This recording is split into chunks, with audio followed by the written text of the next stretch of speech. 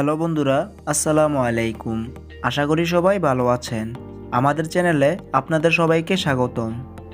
অনেক সময় আপনি বিজি থাকেন বা বাইক চালাচ্ছেন, সে সময় যদি কেউ আপনাকে কল করে তাহলে কিন্তু আপনাকে মোবাইল ফোন বের করে দেখতে হয় যে কে কল দিয়েছে, যেটা অনেক সময় আমাদের জন্য বিরক্তিকর হয়। কিন্তু আজকে আপনাদের এমন একটি সেটিংস দেখাবো যেটি করলে আপনার মোবাইলে যদি কোনো কল আসে তাহলে সাথে সাথে তার নাম বলে দিবে যে কে কল দিয়েছে। তো চলুন দেখে নেই কিভাবে করব সেই সেটিংসটি।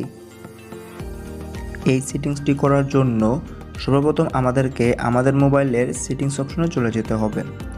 আমাদের মোবাইলের সেটিংস অপশনে আসার পর আমরা স্ক্রল করে নিচে গিয়ে আমাদের মোবাইলের এই অ্যাক্সেসিবিলিটি অপশনটি আমরা খুঁজে বের করব।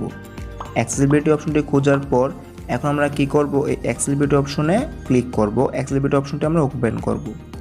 তো অ্যাক্সেসিবিলিটি অপশনটি ওপেন করার পর দেখুন এই যে আপনাদের সামনে এরকম কয়েকটি অপশন আসবে।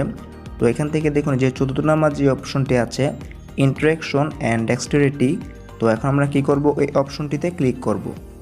ইন্টারেকশন অ্যান্ড ডেক্সটারিটি অপশনটিতে ক্লিক করার পর আপনাদের সামনে এরকম কয়েকটি অপশন আরও আসবে।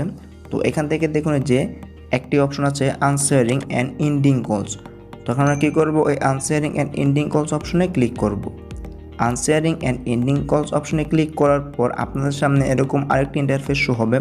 তো এখান থেকে প্রথম যে একটি অপশন দেখুন রিড কলার নেম অ্যালাউড, তো এটি হচ্ছে আমাদের সেই অপশনটি। তো এখন আমরা কী করব, এই অপশনটি ওপেন করে দিব।